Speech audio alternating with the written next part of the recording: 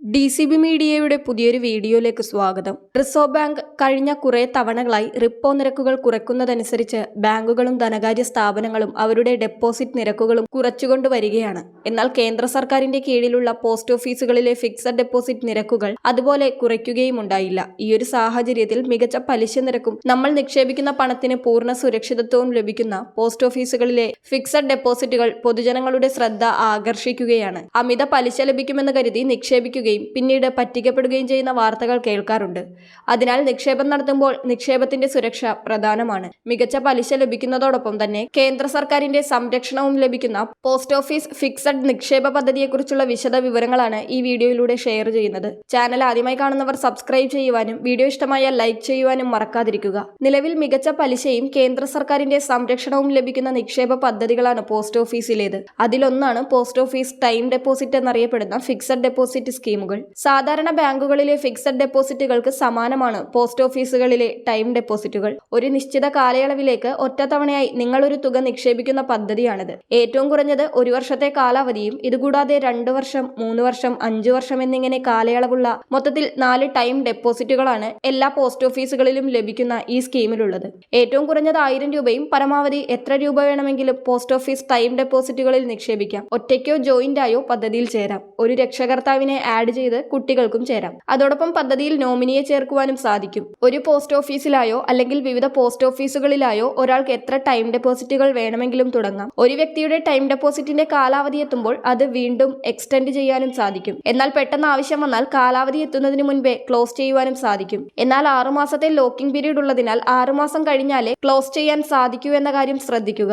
6 മാസം കഴിഞ്ഞ് 12 മാസത്തിനുള്ളിലാണ് ഇത് ക്ലോസ് ചെയ്യുന്നതെങ്കിൽ ടൈം ഡെപ്പോസിറ്റ് പലിശ നിരക്ക് ലഭിക്കില്ല. അതിനു പകരം പോസ്റ്റ് ഓഫീസ് സേവിങ്സ് അക്കൗണ്ടിലെ പലിശ നിരക്കാണ് ലഭിക്കുക. 1 വർഷത്തിന് ശേഷമാണ് നിങ്ങൾ അക്കൗണ്ട് ക്ലോസ് ചെയ്യുന്നതെങ്കിൽ നിങ്ങൾക്ക് ലഭിക്കേണ്ട പലിശയുടെ 1% കുറച്ചായിരിക്കും ലഭിക്കുന്നത്. ഇനി 5 വർഷത്തെ ടൈം ഡെപ്പോസിറ്റിലാണ് നിങ്ങൾ നിക്ഷേപിക്കുന്നതെങ്കിൽ ആദായ നികുതി സെക്ഷൻ 80C പ്രകാരം നികുതി ഇളവും ലഭിക്കും.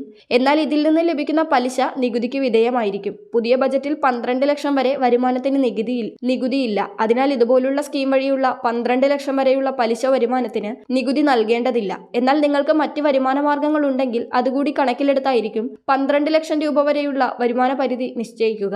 ബാങ്കുകളിലെ ഫിക്സഡ് ഡെപ്പോസിറ്റുകളിൽ നിക്ഷേപിക്കുമ്പോൾ TDS ഉൾപ്പെടെ പിടിച്ചുള്ള തുക നൽകുമ്പോൾ പോസ്റ്റ് ഓഫീസ് ടൈം ഡെപ്പോസിറ്റുകൾ TDS ഒന്നും പിടിക്കാതെ തന്നെ നമുക്ക് പണം നൽകുന്നു എന്നതാണ് മറ്റൊരു സവിശേഷത. ടൈം ഡെപ്പോസിറ്റിൽ നിക്ഷേപിച്ച് 1 വർഷം പൂർത്തിയാകുമ്പോഴാണ് നമുക്ക് അതിന്റെ പലിശ ലഭിക്കുക. അതായത് ഓരോ വർഷം കൂടുമ്പോഴായിരിക്കും പലിശ ലഭിക്കുന്നത്. ഈ പലിശ കൈകളിൽ നേരിട്ട് ലഭിക്കില്ല. നിങ്ങളുടെ പോസ്റ്റ് ഓഫീസിലുള്ള SB അക്കൗണ്ടിലോ അല്ലെങ്കിൽ നിങ്ങൾ നൽകുന്ന ഏതെങ്കിലും ബാങ്കിലെ SB അക്കൗണ്ടിലേക്കോ ആയിരിക്കും ക്രെഡിറ്റ് ആകുക.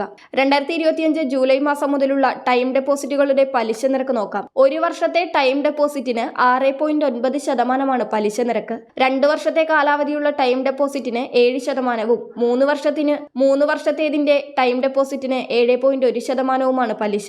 5 വർഷത്തെ കാലാവധിയുള്ള ടൈം ഡെപ്പോസിറ്റിന് 7.5% 2025 ജൂലൈ മാസം മുതൽ ലഭിക്കുന്ന പലിശ നിരക്ക്. പോസ്റ്റ് ഓഫീസ് സേവിംഗ്സ് സ്കീമുകളുടെ പലിശ കേന്ദ്ര സർക്കാർ ഓരോ 3 മാസം കൂടുമ്പോഴും കൂട്ടുകയോ കുറയ്ക്കുകയോ അല്ലെങ്കിൽ മാറ്റം വരുത്താതിരിക്കുകയോ ചെയ്യും. എന്നാൽ നിങ്ങൾ പദ്ധതിയിൽ ചേരുമ്പോൾ എത്രയാണോ പലിശ നിരക്ക് ആ പലിശ തന്നെയായിരിക്കും പദ്ധതിയുടെ കാലാവധി തീരുന്നതുവരെ ലഭിക്കുക. 2025 ജൂലൈയിലെ ടൈം ഡെപ്പോസിറ്റുകളുടെ പലിശ നിരക്ക് പ്രകാരം 1 വർഷത്തെ കാലാവധിയുള്ള ടൈം ഡെപ്പോസിറ്റിൽ നമ്മൾ 1 ലക്ഷം രൂപ നിക്ഷേപിച്ചാൽ 6.9% പലിശ നിരക്കിൽ 6,900 രൂപ നിങ്ങൾക്ക് പലിശയായി ലഭിക്കും.